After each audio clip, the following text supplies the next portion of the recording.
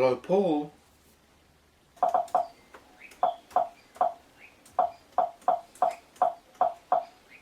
Paul?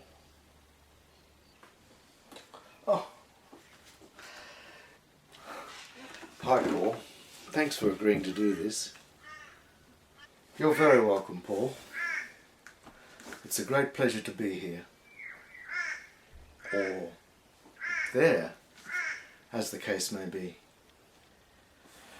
So let's start with the title. A mind like mine in a body like yours. Actually, shouldn't that be a mind like mine in a body like this? That's what I mean, a body like yours. But it's your body too. Oh, right. Same mind, same body.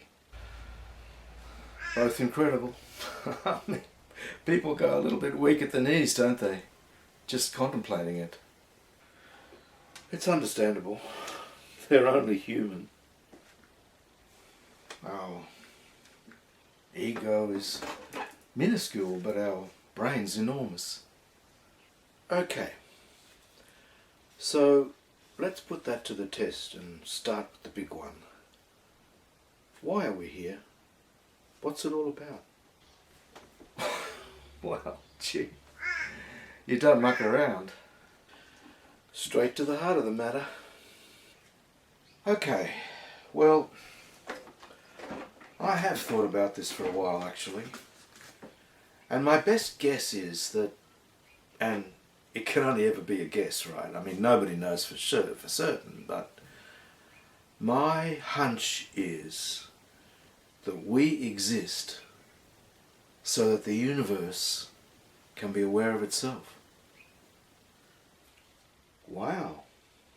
I mean, we're products of the universe, sure. I mean, we arrive here as a result of all that amazing evolution from Big Bang to inorganic matter to molecules to plants and animals and finally to us. So we come out of the universe, but we can look back at it. We can look back at where we came from and be conscious of it in its totality. And that, I think, is all we can know about why we're here. That's our raison d'etre. Amazing, but what about other creatures? Are they... Well, yes, of course. Other animals, plants themselves are aware of the universe in their own individual and unique ways. A tree, for example, is conscious of where water is. That's how its roots are able to find the water which allows the tree to survive. So all the creatures of the universe, as it were, are conscious of the universe. But we are conscious in a particular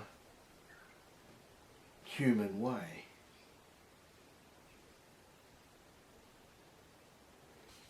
So all of this cosmic and natural evolution finally comes down to us.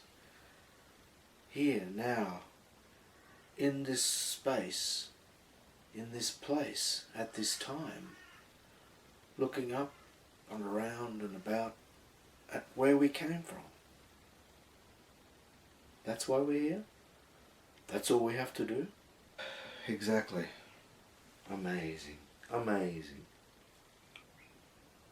Yes, it is amazing.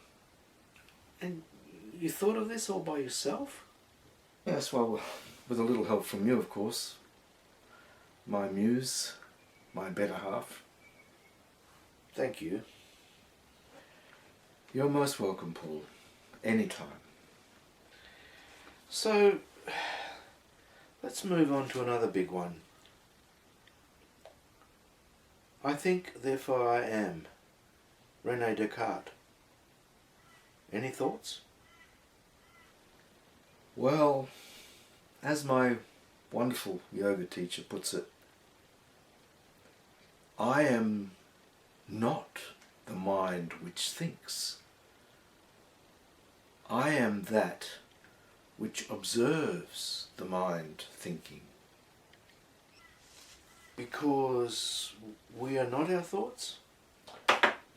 That's right. We are more than just our thoughts. We are the subject, object, which has them. My mind, your thoughts. Our thoughts, our mind. So, you take a step back from Descartes.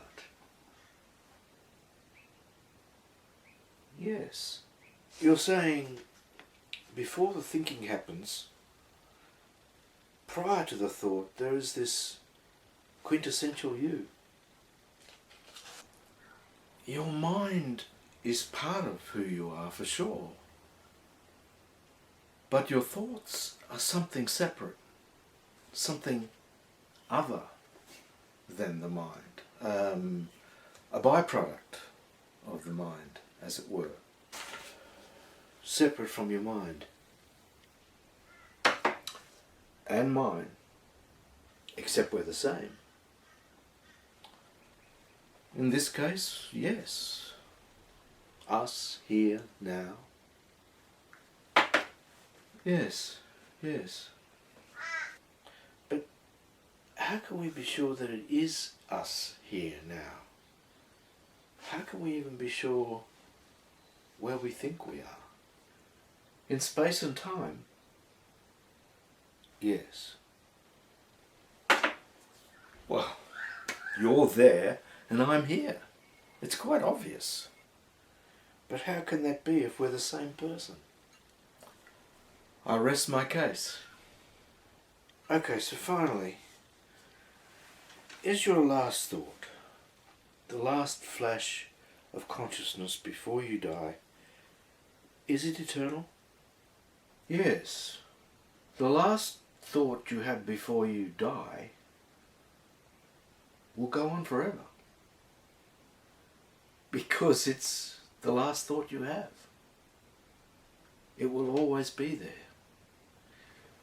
Your mind, your body, of course, will disappear, but the thought itself will always be there, even though your body fades away.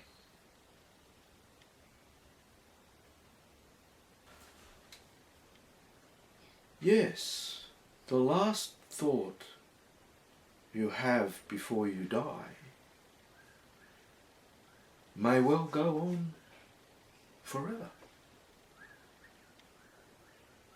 Because it is the moment that you will take with you into eternity.